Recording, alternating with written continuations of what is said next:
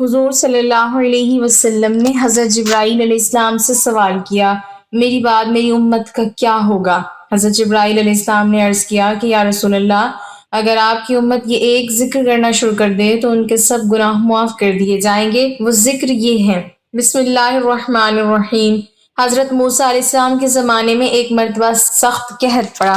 لوگ پریشان اور بے حال ہو کر سیدنا موسیٰ علیہ السلام کی خدمت میں حاضر ہو کر کہنے لگے، حضرت دعا فرمائیں کہ اللہ رب العزت باران رحمت نازل فرما دے۔ حضرت موسیٰ علیہ السلام دعا کے لیے 70,000 بنی اسرائیل کے ہمراہ جنگل میں نکل گئے اور بارش کی دعا فرمائی۔ الہی معصوم بچوں، نیک بوڑھوں اور بے زبان جانوروں کی طفیل ہم پر رحم فرما کر باران رحمت نازل فرما۔ ہر نبی مستجاب الدعوات ہوتا ہے، اس اعتبار سے دعا کے بعد بجائے امید بندھنے کے آسمان پہلے سے زیادہ صاف اور آفتاب پہلے سے زیادہ گرم ہو گیا تو حضرت موسیٰ علیہ السلام کو بہت حیرت ہوئی۔ پھر دعا کے لیے ہاتھ اٹھا کر عرض کیا، یا اللہ، اگر تیری بارگاہ میں میری وجاہت ختم ہو گئی ہے تو نبی آخر الزماں جناب محمد رسول اللہ صلی اللہ علیہ وسلم کے واسطے سے التجا کرتا ہوں کہ تو اپنی رحمت متوجہ فرما کر بارش نازل فرما۔ اسی وقت وحی آئی، اے موسیٰ، تمہارا مرتبہ ہمارے یہاں بالکل نہیں گھٹا، تم اب بھی ہمارے نزدیک مرتبے والے ہو، مگر بات یہ ہے کہ تمہاری قوم میں ایک ہمارا نافرمان بندہ ہے جو 40 سال سے ہمیں ناراض کرتا رہا ہے۔ جب تک وہ موجود ہے ہم ہرگز ایک قطرہ بارش نہیں برسائیں گے۔ آپ اعلان کریں تاکہ مجمع سے وہ نافرمان چلا جائے جس کے سبب بارش کی ہوئی ہے۔ حکم پا کر حضرت موسیٰ علیہ السلام نے اعلان فرمایا تو وہ نافرمان بندہ اپنی جگہ کھڑا رہا، چاروں طرف نظر ڈالی۔ جب اس کے علاوہ اور کوئی مجمع سے نکلتا نظر نہ آیا تو اس نے سوچا کہ اگر باہر نکلتا ہوں تو سب کے سامنے رسوائی ہوتی ہے، اور اگر نہیں نکلتا تو میرے گناہوں کے سبب بارش نہ ہونے سے سب کے لیے پریشانی ہوتی ہے۔ سوچ کر دل میں توبہ کا فیصلہ کر لیا، پھر چہرے پر پردہ ڈالا اور غفار الذنوب ستار العیوب سے معافی طلب کی۔ اے میرے رب کریم، یہ تیرا بندہ سراپا گندہ، اپنے گناہوں پر نادم و شرمندہ اور طالب تو یہ ہے، اللہ، میں نے 40 سال تک تیری نافرمانی کی مگر تو مہلت دیتا رہا، اب تیری طرف توبہ کے ارادے سے متوجہ ہوا ہوں، بس قبول فرما، محروم نہ فرما، مایوس نہ فرما۔ بس پھر کیا تھا؟ روایت میں آتا ہے کہ ابھی تو دعا اور توبہ ختم بھی نہیں ہوئی کہ آسمان سے موسلا دھار بارش شروع ہو گئی۔ حضرت موسیٰ علیہ السلام کو بڑا تعجب ہوا، عرض کیا، اے اللہ، ابھی تو وہ بندہ مجمع سے باہر بھی نہیں نکلا، پھر یہ بارش کیسے برسی؟ ارشاد ہوا، موسیٰ، پہلے جس کی وجہ سے بارش رکی تھی اب اسی کی وجہ سے برسائی ہے، اس لیے کہ اس نے توبہ کر کے ہم سے صلح کر لی ہے، ہمیں راضی اور خوش کر لیا۔ حضرت ابو امامہ رضی اللہ تعالیٰ عنہ سے روایت ہے کہ حضور نبی اکرم صلی اللہ علیہ وسلم نے فرمایا، اللہ نے مجھ سے وعدہ فرمایا ہے کہ میری امت سے 70,000 افراد کو بغیر حساب و عذاب کی جنت میں داخل فرمائے گا۔ یزید بن اخن سلمہ نے عرض کیا، اللہ کی قسم، یہ تو آپ کی امت میں شہد کی مکھیوں سے بھی ایک قسم سفید سرخ مائل مکھیوں کی تعداد تک ہے۔ حضور نبی اکرم صلی اللہ علیہ وسلم نے فرمایا، میرے رب نے مجھ سے 70,000 میں سے ہر 1000 کے ساتھ مزید 70,000 کو داخل کرنے کا وعدہ کیا، یعنی ان 70,000 خوش بختوں میں سے ہر ایک اپنے ساتھ معیت اختیار کرنے والوں میں سے 70 افراد کو لے کر جنت میں جائے گا، اور میرے لیے اس نے مزید 3 چلوں کا اضافہ فرمایا ہے، یعنی اپنی حسب شان 3 چلو میری امت کے جہنمیوں کو نکال کر جنت میں داخل کرے گا۔ ناظرین، رسول پاک صلی اللہ علیہ وسلم خطبہ حجۃ الوداع کے موقع پر جب اپنا آخری خطبہ دے چکے تو اپنے حجرے میں تشریف لے گئے۔ پھر جب آپ کو بے ہوشی ہوئی تو ایک شخص نے دروازے پر آ کر آپ صلی اللہ علیہ وسلم کو پکارا، السلام علیکم بیت النبوہ۔ کسی نے اس کی آواز سن کر یہ جواب دیا کہ اس وقت تمہیں آنے کی اجازت نہیں ہو سکتی، تو اس نے پھر سے پکارا اور آواز دی، السلام علیکم اہل بیت النبوہ۔ جب دوسری مرتبہ اس پکارنے والے نے پکارا تو اس وقت اس کی آواز رسول اللہ صلی اللہ علیہ وسلم کے کانوں تک پہنچی، تو آپ صلی اللہ علیہ وسلم نے پوچھا، اے فاطمہ، یہ کون ہے؟ تو انہوں نے عرض کیا کہ ایک شخص گھر میں آنے کی اجازت مانگتا ہے۔ یا رسول اللہ صلی اللہ علیہ وسلم،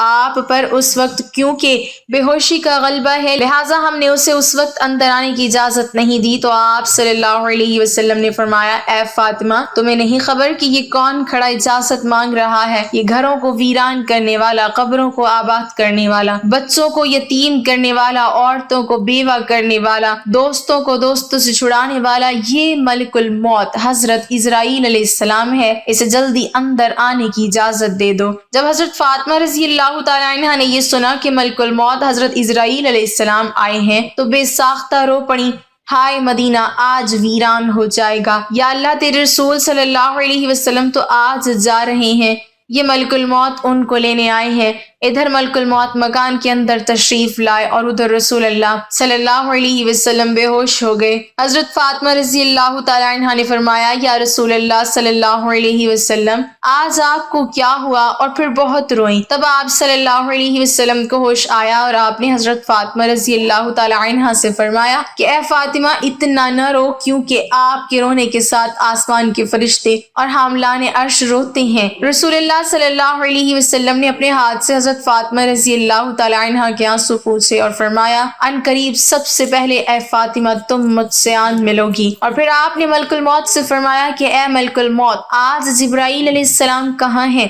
انہوں نے عرض کیا، یا رسول اللہ صلی اللہ علیہ وسلم، اس وقت وہ 7ویں آسمان پر ہے اور آسمان کے ملائکہ حضرت جبرائیل علیہ السلام کو تعزیت دے رہے ہیں کہ اے جبرائیل علیہ السلام، آج تمہاری رسالت ختم ہوئی اور آج تمہارا قرآن پہنچانا بھی مکمل ہوا۔ اگر جناب محمد رسول اللہ صلی اللہ علیہ وسلم وفات پا گئے تو جبرائیل امین علیہ السلام بھی دنیا سے گئے۔ ابھی یہ باتیں ہو رہی تھی کہ حضرت جبرائیل امین علیہ السلام آپ صلی اللہ علیہ وسلم کے پاس تشریف لائے اور کہا کہ اللہ تبارک و تعالیٰ نے آپ صلی اللہ علیہ وسلم کو سلام فرمایا ہے اور آپ کا مزاج پوچھا ہے۔ فرمایا کہ اے جبرائیل علیہ السلام، اس عالم میں میرے لیے کیا تیار کیا گیا ہے؟ عرض کیا گیا، یا رسول اللہ صلی اللہ علیہ وسلم، آپ کے آنے کی خوشی میں دوزخ کو ٹھنڈا کیا گیا ہے اور جنت کو آراستہ کیا گیا ہے۔ حور و ملائکہ آپ صلی اللہ علیہ وسلم کے لیے آسمان پر منتظر ہیں، دربان جنت کا دروازہ کھولے آپ کا انتظار کرتا ہے۔ فرمایا، اے جبرائیل علیہ السلام، بتاؤ میری امت کے لیے کیا حکم ہے؟ حضرت جبرائیل علیہ السلام نے فرمایا کہ جس کے ہونٹوں میں جان رہ جائے گی وہ بھی اگر دل سے توبہ کرے یا توبہ کے لیے ہونٹ ہلائے گا تو بھی 1000 برس کے گناہ معاف ہو جائیں گے، اور جس نے توبہ کر لی آپ اس کو اپنی شفاعت سے بخشوائیں گے اور آپ جس کی بھی شفاعت فرمائیں گے وہ بخشا جائے گا۔ آپ غم نہ کھائیں۔ اتنی دیر میں ایک دوسرے فرشتے نے حاضری کے لیے اجازت طلب کی۔ رسول کریم صلی اللہ علیہ وسلم نے دریافت فرمایا کہ جبرائیل امین علیہ السلام یہ کون ہے؟ عرض کیا کہ یہ حضرت اسماعیل علیہ السلام فرشتہ ہے، آسمانی دنیا کا داروغہ ہے، جس دن سے اس نے آپ کو معراج کے شب میں دیکھا ہے آپ کے جمال کا عاشق ہوا ہے۔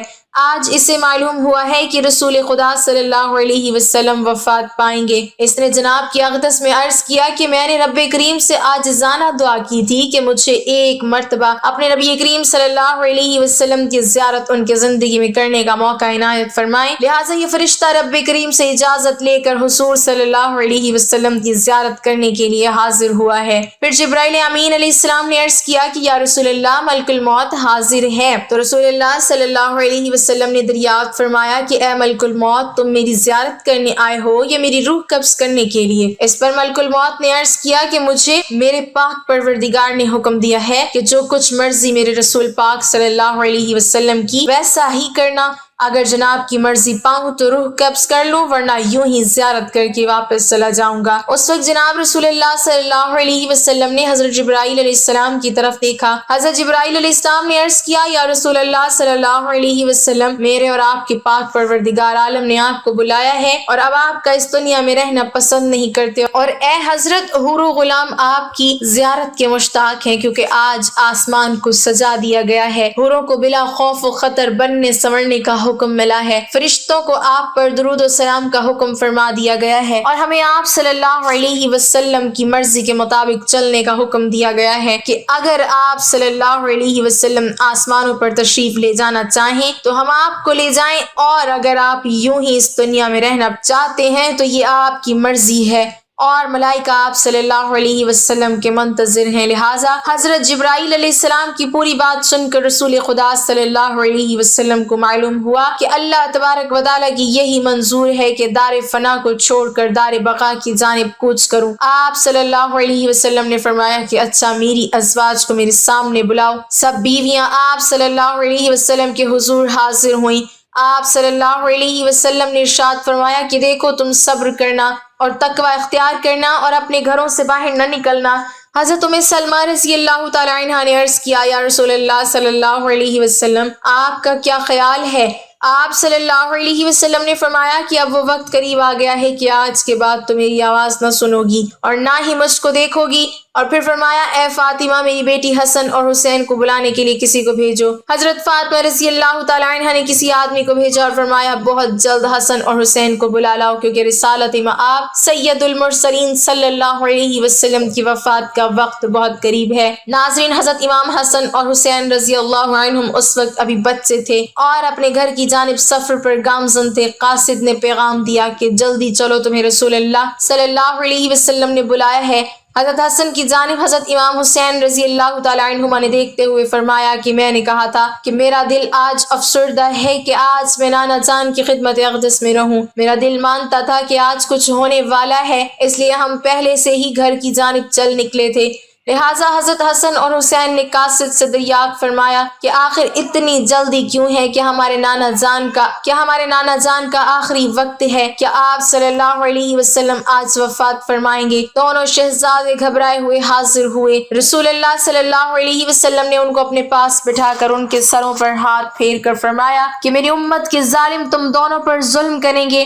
حضرت فاطمہ رضی اللہ تعالی عنہا نے عرض کیا کہ یا رسول اللہ صلی اللہ علیہ وسلم، اگر ان پر ظلم ہوگا تو یہ آپ صلی اللہ علیہ وسلم کے بعد کس کو کہیں گے؟ اس پر رسول خدا صلی اللہ علیہ وسلم نے فرمایا کہ اللہ ہی کافی ہے۔ حضرت حسن اور حضرت حسین رضی اللہ عنہم آپ کی وفات کی باتیں سن کر روئے۔ صحابہ اکرام کا جو مجمع نبی صلی اللہ علیہ وسلم کے حجرے کے چاروں اطراف میں جمع تھا، وہ حسن حسین کے رونے کی آواز سن کر سب رونے لگے۔ حضرت جبرائیل علیہ السلام نے عرض کی، یا رسول اللہ صلی اللہ علیہ وسلم، آپ کے بعد آپ کی امت کا والی کون ہوگا؟ یہ سن کر آپ صلی اللہ علیہ وسلم بھی بہت روئے، اتنا روئے کہ آپ صلی اللہ علیہ وسلم کا چہرہ انور آنسوں سے تر ہو گیا۔ حضرت ام سلمہ رضی اللہ تعالی عنہا نے کہا کہ رسول اللہ صلی اللہ علیہ وسلم تو ہر صورت میں اچھی جگہ تشریف لے جاتے ہیں، آپ صلی اللہ علیہ وسلم کیوں روتے ہیں؟ فرمایا کہ میں اپنی امت سے جدائی کے صدمے سے روتا ہوں۔ جب صحابہ کرام کے رونے کی آوازیں بلند ہوئیں تو آپ صلی اللہ علیہ وسلم نے فرمایا، اے علی، میرے حجرے کا پردہ ہٹاؤ کہ میں ایک آخری نظر اپنی امت کو دیکھ لوں۔ حضرت علی رضی اللہ تعالی عنہ نے حجرے کا پردہ اٹھایا اور صحابہ کو پاس بلایا۔ جب وہ دیوانوں کی طرح رونے لگے تب آپ نے فرمایا، اے مصیبت زدہ لوگو، صبر کرو، میں جاتا ہوں تمہارے لیے حوض کوثر اور جنت کو آراستہ کرتا ہوں۔ سن لو کہ تم سب سے پہلے جنت میں جاؤ گے، تم سے پہلے کوئی امت جنت میں نہ جائے گی۔ اے میری امت، دین اسلام پر قائم رہنا اور قرآن کو اپنا امام بنانا۔ اے اللہ، میں نے تیرا پیغام پہنچا دیا۔ اور یہ فرماتے فرماتے رسول اللہ صلی اللہ علیہ وسلم کی مبارک آنکھیں بند ہوئی، ماتھے پر پسینہ آیا اور بے ہوشی طاری ہو گئی۔ حضرت علی رضی اللہ تعالی عنہ نے صحابہ کرام کو اشارت سے رخصت کیا اور صحابہ کرام باہر چلے گئے۔ حضرت فاطمہ رضی اللہ تعالی عنہا نے عرض کیا کہ یا رسول اللہ صلی اللہ علیہ وسلم، میں حشر کے دن آپ کو کہاں ڈھونڈوں؟ فرمایا کہ لوائے حمد کے نیچے۔